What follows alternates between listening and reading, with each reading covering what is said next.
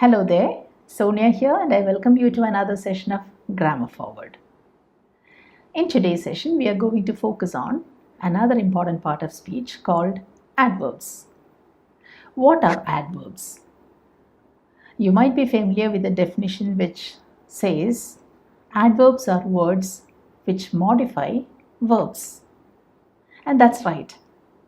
But adverbs are words with some sort of superpower, and these words modify not just verbs but also adjectives, other adverbs, and sometimes even sentences. Adverbs actually help us to get a clearer picture of how something happens. We have already had a session on adjectives, so here is a quick question. What does an adjective do?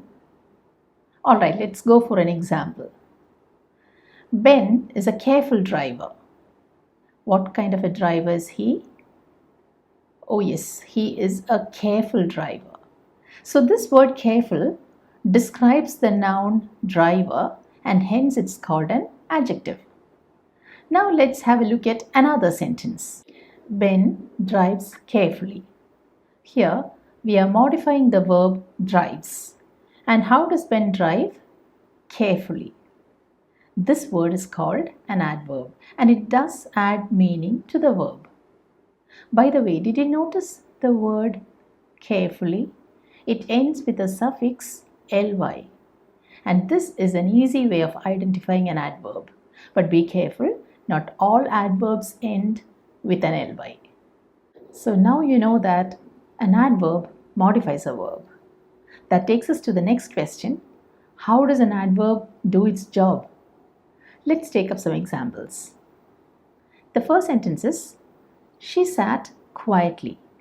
Here the verb is sat, and the word quietly tells you the way in which she sat. Or in other words, it answers a question how the action was done.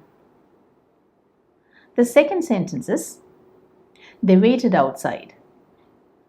Here the action being done is waiting, and the word outside tells you where this action took place. That means it answers the question where. Now, the third sentence is, I must leave now. Here the verb is leave, and the word now tells you when you should leave. The next sentence is, Sarah looked extremely happy. So this word extremely describes the degree of her happiness, or it answers the question how much. And the last sentence is, he usually wakes up early. So the action being done is waking up, and the word usually gives you an idea of the frequency of this action. That is, it answers the question how often something is done. Here we have the most important types of adverbs. Adverbs of manner describe the manner or way in which an action was done. Adverbs of place tell you where an action took place. Adverbs of time explain when something happened. Adverbs of degree describe the intensity of an action. And adverbs of frequency tell you about how often something was done. Let's have a detailed look at each one of them. Adverbs of manner tell us how something happens. They are usually placed either after the main verb or after the object. Some examples will make it clear for you. The first sentence is, he walked slowly. Here the verb is walked and slowly is the adverb. You can see that the adverb is placed after the main verb walked. In the second sentence you have, she plays the piano beautifully. Plays is the verb, the piano is the object, and you can see that the adverb beautifully comes not after the main verb but after the object. Adverbs of manner are generally formed by adding the suffix ly to an adjective. For example, we have slow, slowly, easy, easily, and so on. If the adjective ends in icy, we have to add the suffix ally. For example, we have music and musically, basic, basically, but there's an exception here. For public, though it ends in an ic, we don't add ally, we just add the suffix ly. Some adverbs have the same form as the adjectives. For example, we have early, fast, hard, high, late, near, and so on. Thus, it's right to say the birds fly high in the sky, not the birds fly highly in the sky. Well is the adverb that corresponds to the adjective good. It's right to say she's a good singer because we use the word good as an adjective to describe the noun singer. But when we use it as an adverb, you have to say she sings well, not she sings goodly. Now let's move on to the next type of adverbs called adverbs of place.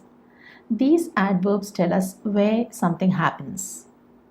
They are usually placed after the main verb. Adverbs of place do not modify adjectives or other adverbs. Some common examples for adverbs of place can be here, there, outside, away, around, and so on. Let's have some examples here. My grandparents live nearby. In this sentence, you know that live is the verb and the adverb is nearby. But why do we call it an adverb of place? Because it gives you an idea about where your grandparents live. In the next sentence you have, put your bag there.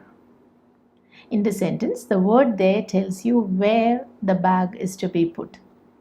So again, you have an example for adverb of place. The third type is adverbs of time. These adverbs describe when the action was carried out. They are also called temporal adverbs. These adverbs can describe fixed point in time such as today and tomorrow, and comparisons of time such as recently and earlier. Adverbs of time are most often placed at the end of a sentence. For example, we have she left yesterday. The verb is left, and yesterday tells you when this action was done, and hence we call it an adverb of time.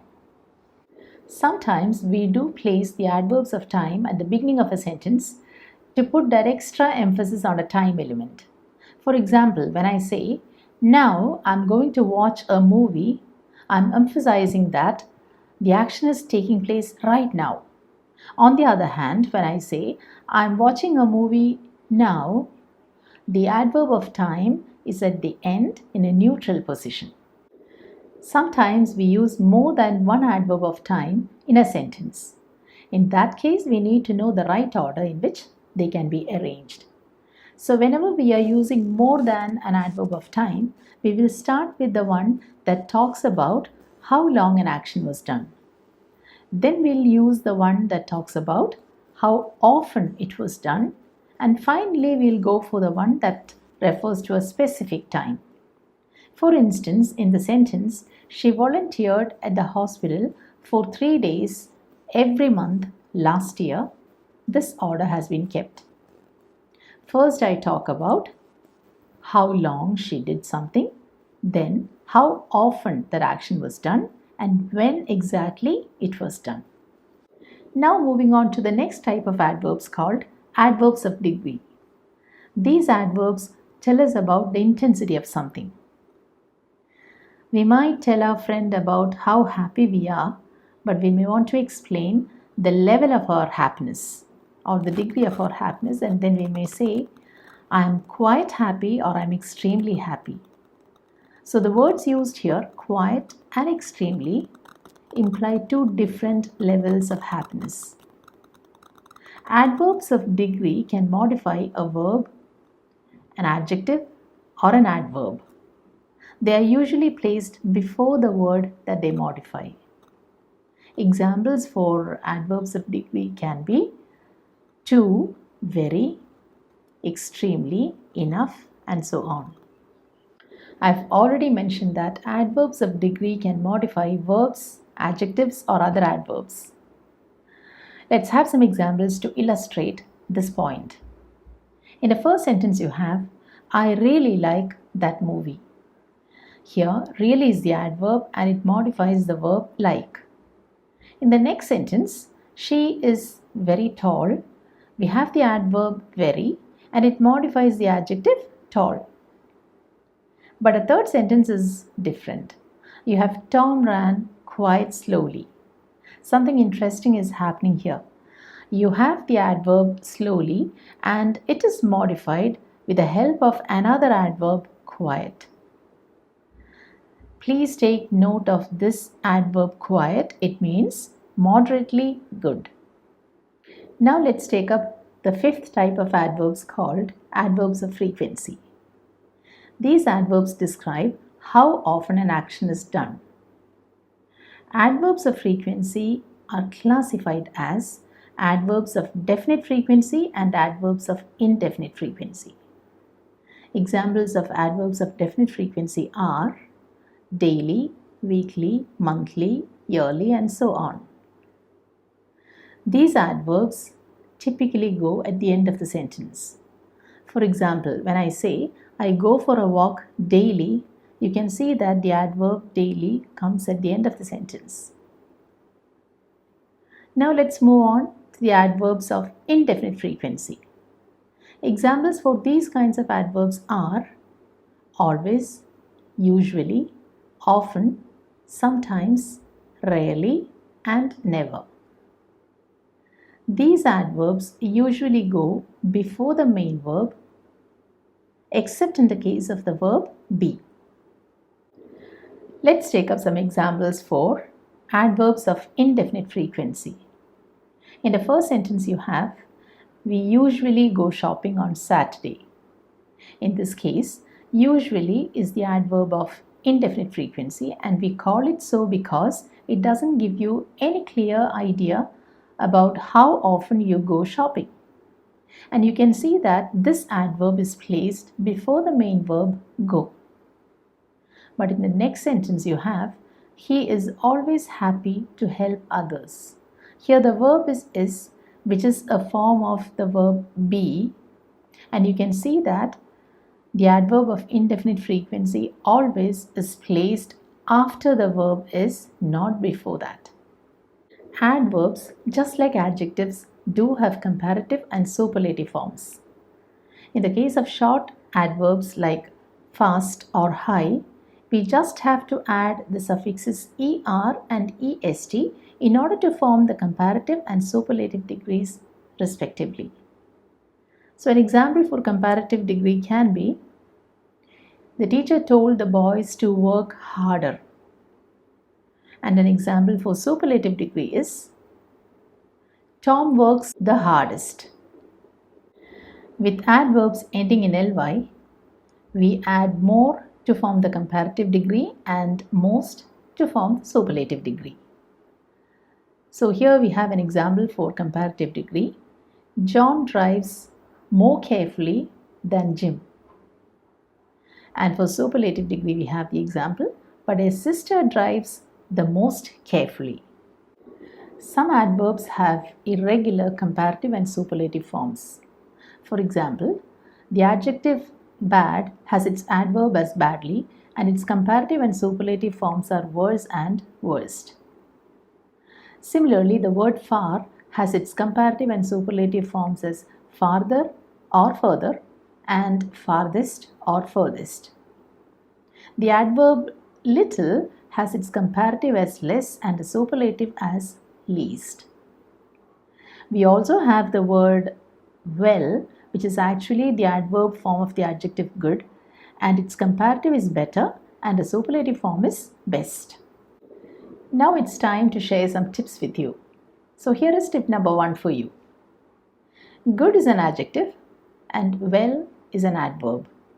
We always use an adverb to modify a verb. So it's correct to say, I'm doing well, and it is wrong to say, I'm doing good. On to tip number 2.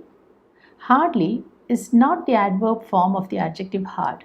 Rather, it means almost not and has a negative meaning. So it's right to say Salman worked hard to score good marks, but you cannot say Salman worked hardly to score good marks. Now tip number 3. The adverb enough comes after verbs or adjectives or adverbs. Thus it's right to say he is not old enough to travel alone, but you cannot say he is not enough old to travel alone. Here is tip number 4. So and to are used for emphasis, but to is used to show that something is over the desired limit. So you can either say it's so hot today or it's too hot today to go out, but it's incorrect to say it's too hot today. And the last tip. Frequency adverbs go after be verbs but before other main verbs. So we can say she is always cheerful but not she always is cheerful. On the other hand, we say he often comes late to class, not he comes often late to class. I hope you found this session of Grammar Forward beneficial. If so, please do subscribe to my channel. See you in the next session. Goodbye until then. Take care and stay safe.